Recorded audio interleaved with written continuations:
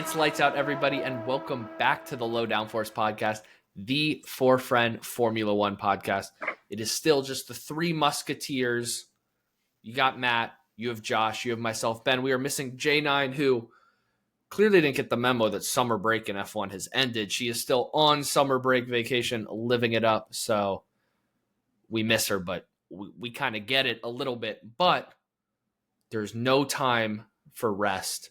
It is back-to-back race weekends. We are coming off of the Dutch Grand Prix, and we head to yet another historic, yet another legendary circuit and track and energy and everything great about Formula One because, of course, it is the Formula One Pirelli Gran Premio d'Italia.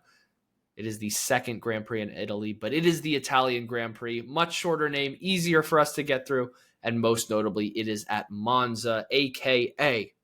the Temple of Speed. And to make sure those drivers are going as fast as possible, I just got confirmation they are rocking the C3, the C4, and the C5 tires this year, which are some of the fastest, some of the softest tires Pirelli has in their lineup. So pedal to the metal. And what it is also go time for is, of course, Matt's Track Facts, this time with Matt himself. Welcome back, brother. Welcome back, my friend. The stage is all yours. We have missed this so dearly. All right. It feels good to be back, everybody, and welcome to Monza, as Ben mentioned, the Temple of Speed, which has been on the calendar since F1's inaugural season in 1950, except for 1980, in which Imola replaced it when it was due to some construction and facilities weren't necessarily ready. The circuit is located in the city of Monza, which is about 15 kilometers northeast of Milan, so cool area. And it's the fastest F1 circuit. I mean, why wouldn't it be a Temple of Speed? And I believe it's Hamilton's 2020 pole lap, where he averaged 264.362 kilometers an hour, the quickest lap in F1 history. So yeah, Temple of Speed it is. One lap here is going to last 5.793 kilometers for 53 laps and a total of 306.72 kilometers in the Grand Prix. There are two DRS zones down the pit straight, and again, from the second Lesmo turn to Ascari, where drivers can turn the toe into a lethal weapon for overtaking. It's going to be a really low downforce track, roughly 80% full throttle race. You win the lap on the brakes into some big turns, including Retifulo, with a car that stays stable as you stamp from more than 200 miles an hour down to a first gear rotation. You'll also see that drivers will need to float the car over the Roccia without mangling the curbs. We'll put up a little, diagram of the track here at some point, I guess. But the track limits and sausage curves are going to bite there. The drivers then thread the Lesmo turns on a knife edge, especially the second one, because that's going to dictate the exit speed on your run through Ascari, which is that second DRS zone. Then it's about rhythm. You commit to Ascari's left, right, left, carry the minimum speed and fire the car towards what was called Parabolica, now called Abrero.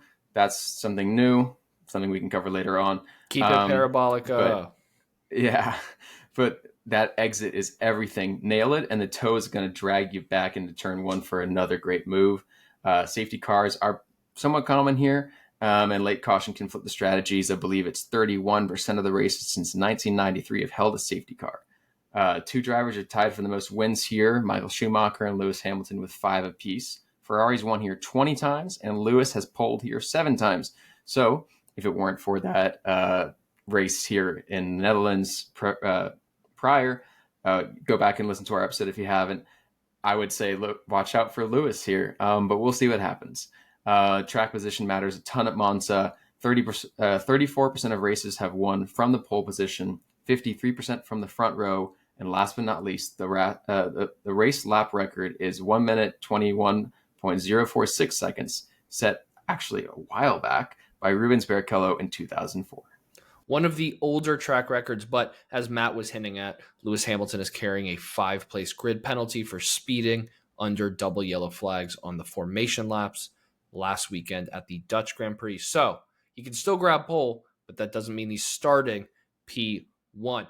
But despite all Matt said about winning from the pole, winning from the front row, that is not, in fact, what we got last year. We had an electric start. Lando had taken pole ahead of Oscar Piastri, but Oscar Piastri had a beautiful dive move into the second chicane, turns 4 and 5, caught Lando off guard. Lando got a lot of criticism after that race because of his lack of defense there. But what it really did was it allowed Charles Leclerc, who started P4, to split the McLarens, and then he held it out for a one-stop strategy, which brought him the win in front of all of the Tifosi, the emboldened, enraged, usually joyous if both of their cars aren't DNFing like last week. It is, of course, the Ferrari fandom. It was a legendary win to cap off a perfect double for Charles Leclerc, having won Monaco earlier that year. But look for crazy things to happen. We talked about it on the last episode. Again, shameless plug, go check it out, our Dutch Grand Prix review. But it is so hard to predict these races. Every time we say, oh, McLaren's got 4 1-2s in a row, it's just going to continue that way. Then there's a mechanical failure. Then we get a rookie on the podium. We have multiple drivers making up over 10 positions. There's all kinds of chaos. It's why this sport is so great. It's why you hear some of the older drivers, the retired drivers, talk about how you can like this, you can like that, but the grid has never been more competitive than it has. There are so many winners. There are so many podium finishers on the grid, and that number keeps growing as recently as last race with Isaac Hadjar. But everybody's fighting for points, including ourselves. That's why we head to our very own Predictors Championship. I suck. We've said it so many times. Josh is doing well, but less so. But I will save the rest for him as he breaks down our own Predictors Championship. Yeah, this race has gotten insanely tight after a monster week from Matt.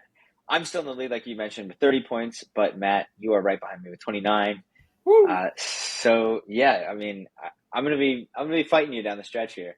J9 with 23 and Ben way behind with 18. Ben, you need a few perfect weeks here to pull something. Me and Lando off. both, apparently. We will try our best. Lando, well, I did see that the 34-point gap between there's only been a 34-point gap made up 3 times in Formula One's history. So I'm going to say it's not happening. I don't know if we ever had a gap in the Predictors Championship or if we've just gone pole to pole both years. That's how it is. But like you said, you gotta step on it a little bit because the Matt's getting in DRS zone, and what better way to resolve that than right now with our next set of predictions. Of course, we started off chronologically with our first Saturday prediction. Of course, that is pole position. And since, Josh, you are currently the pole sitter in the championship, why don't you give us your prediction first? That's so kind. That way we can all copy it. I'm going with Oscar Piastri. He pulled off the pole at the last lap of qualifying last week, and he's just been really fast and really good, and he's going to do it again. I will also be going with the clean air merchant, Oscar Piastri.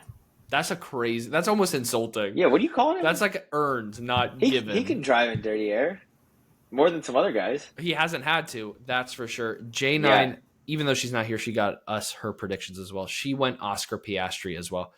Maybe I just want to feel different. Maybe I just want to pull for my favorite driver. I am going Lando Norris on pole. Am I 100% confident? No, I'll admit it. But if I'm going to catch up on you in the Predictors Championship, I got to do something different. And we saw Lando bounce back well from Canada. If he can't bounce back well here, then like we talked about last episode, championship might be over. So, I mean, he's got to go aggressive. So let's see it happen right off the bat. So I'll be the one black sheep in the field. I will go Lando Norris. But do I think he can stay there on race day? Before we get to that, we go to P3, rounding out the base of the podium. J9 has gone for Lando Norris in P3. So she went Oscar Piastri on the podium, so we don't know where she thinks Lando's going to be on Saturday, but she does not have him reclaiming spots likely on Sunday. I've gone Max Verstappen.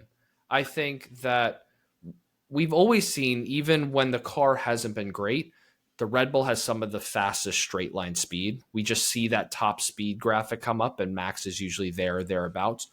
We've also talked about a lot of tracks. Oh, this is like Monaco. This is like Monaco without the walls.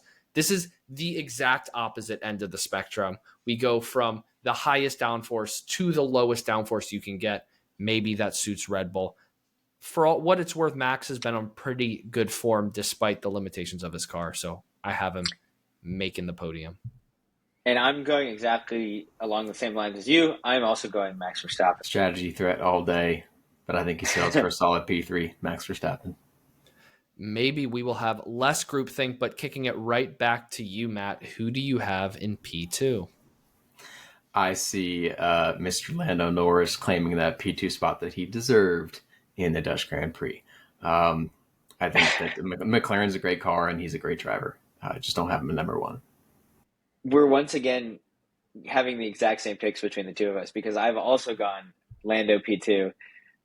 So good luck catching me in the championship if we're just I've got same no picks. hope because I've gone Lando P2, although the difference is I had him on pole, so I have him dropping back on Sunday. J9 also has a little drop back on Sunday because she said Oscar Piastri on pole. She has him in P2. She's already used up both McLaren's P2 and P3, so who is she going for P1? I know who I'm going. Oscar Piastri. Mr. Sunday. Matt, the clean air is earned, not given, and that's where he seems to be. It's hard to bet against him right now, especially with a little bit of buffer in the championship. He can just own it now. I mean, in his third season, it's ridiculously impressive. Well, yeah, I mean, when I said that he's the merchant there, I meant like he buys his clean air on his Saturdays, right?